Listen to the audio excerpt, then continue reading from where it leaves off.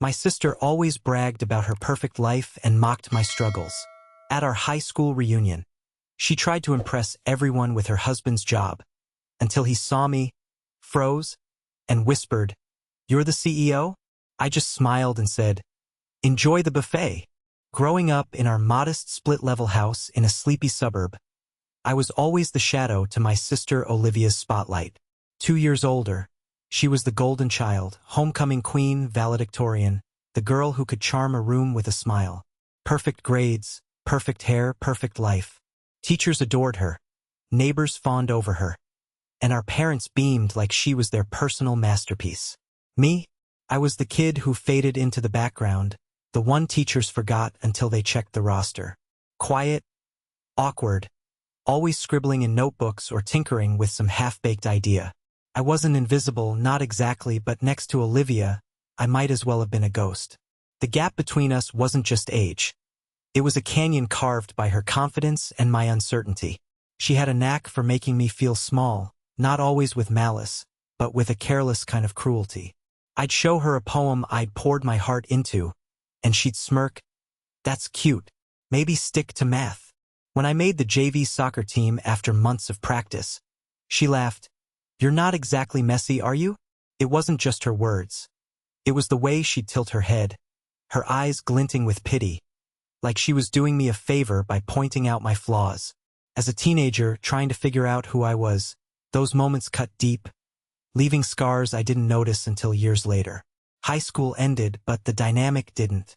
Olivia sailed into a prestigious college on a full scholarship, majoring in something shiny like communications, while I limped through 2 semesters at a local community college before dropping out.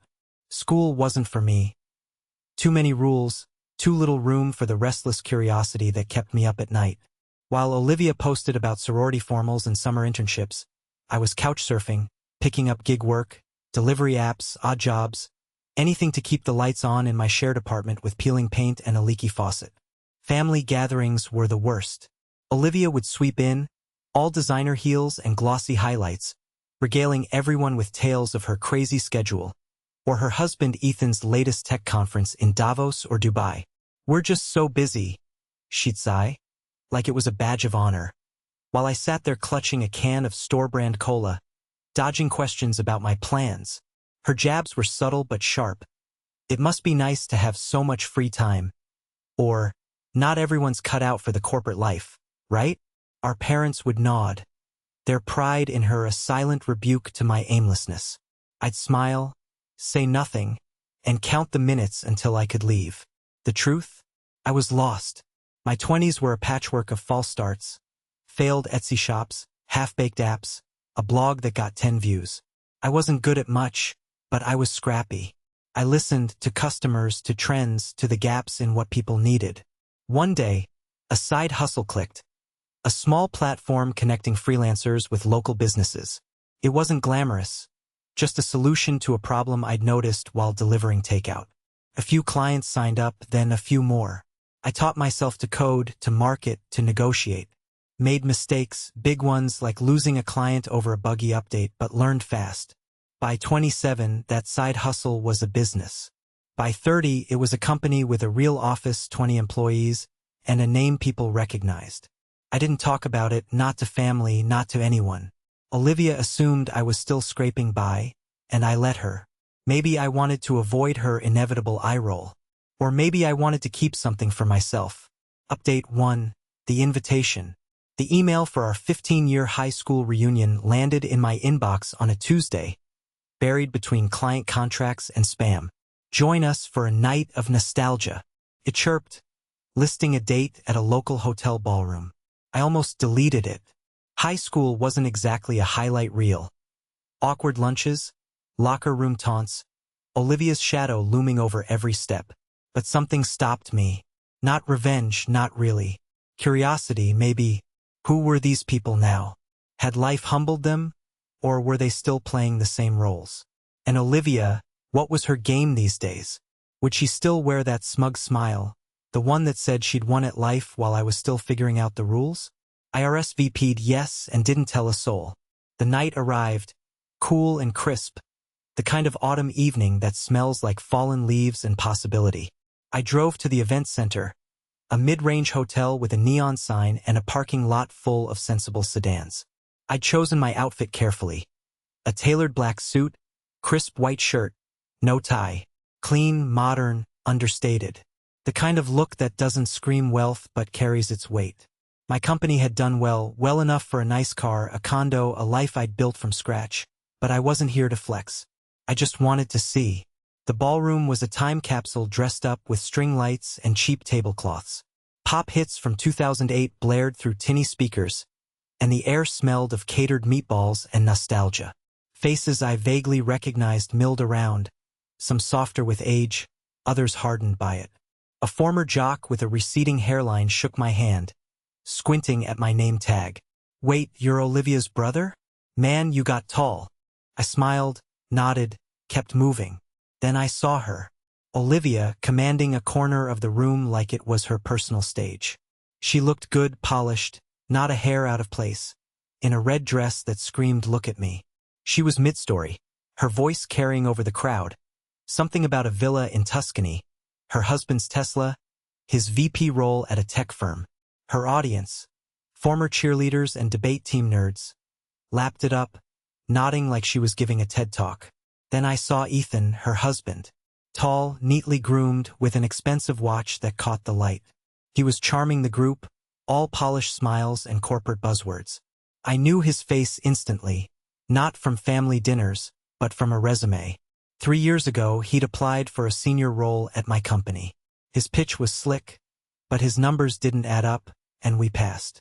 He hadn't recognized me then, just another name on an org chart. But now, as I moved closer, his eyes landed on my name tag. His smile faltered, his face twitching like he'd been slapped. He leaned in, voice low, almost a hiss. "You're the CEO?" I met his gaze, calm as stone. "Enjoy the buffet," I said, and walked away. Update 2, when the mask slips. I didn't expect Olivia to notice me so soon, but she did. Later that night, as I stood by the bar nursing a soda water, she sidled up, her perfume sharp and floral. Her voice was all fake casual, the kind she used when she wanted something. "So," she said, twirling a wine glass, "you own that company?" She named it, her tone carrying a faint sneer, like she couldn't quite believe it. "I saw something about it on a podcast, but I didn't realize it was you." I nodded, sipping my drink, letting the silence stretch. She pressed on, her smile tight. "Wow, that's unexpected. I mean, I always thought you were more the creative type, not really the business kind." The jab landed, but I didn't flinch. Just let the quiet sit there, heavy, until she shifted uncomfortably, fiddling with her diamond ring. "Well, good for you," she added like it pained her. "I mean, I'm glad something worked out. Not everyone finds their thing." That one stung, a faint echo of her old taunts. But it didn't matter. I'd found my thing. Built it from nothing, brick by brick, while she was busy curating her perfect life. I didn't need to say it. The truth was louder than words. As the night wore on, I caught snippets of her voice, still loud, still performing. But there was a crack in her armor now, a slight hesitation when she mentioned Ethan's job, like she was checking if I was listening. I wasn't. I was talking to an old lab partner who'd become a teacher, swapping stories about the real world, not the one Olivia invented. Before I left, I overheard Ethan by the dessert table, his voice a little too eager. "Yeah, my brother-in-law runs that place," he said to some guy in a ill-fitting blazer. "We go way back." I almost laughed. Way back? To a rejected job application and a family that barely acknowledged me? I didn't correct him, just smiled to myself and slipped out into the night. For the first time, I didn't feel like the ghost in her story. Final piece finally. It's been 4 months since the reunion. Nothing dramatic followed, no tearful apologies, no heartfelt letters. Olivia didn't reach out, and I didn't expect her to. But something shifted, subtle but real. At the next family holiday, Thanksgiving at our cousin's house, Olivia was different. Still polished, still loud, but less larger than life. She didn't mention Tuscany or Ethan's job. Didn't drop names or flaunt her gated community address. She sat across from me at the dinner table, and for the first time in years, she asked a real question, "How's work?" Not sarcastic, not patronizing, just curious. I kept it short. Good. Busy. No flex, no numbers. Just the truth. She nodded, her eyes lingering on me a moment longer than usual. In that silence, I felt something unspoken. A crack in the canyon between us. Not forgiveness, not yet, but an acknowledgement. We were two people raised in the same house, chasing different versions of success, proving ourselves to a world that didn't always care. I don't need her approval anymore. I spent too many years craving it, measuring myself against her shine. But building my company, through late nights, bad code, angry clients, and 1,000 near failures, taught me something she never could. My worth isn't tied to her opinion. My life isn't perfect. I work too much, sleep too little, and sometimes wonder if I missed something by cutting myself off from family. But it's mine. I built it. And when I walked away from that reunion, leaving Olivia and Ethan to their buffet and their whispers, I felt something new. Peace. Not the kind that comes from winning an argument or proving a point. The kind that comes from knowing who you are, scars and all, and not needing anyone else to see it. Sometimes that's the real victory.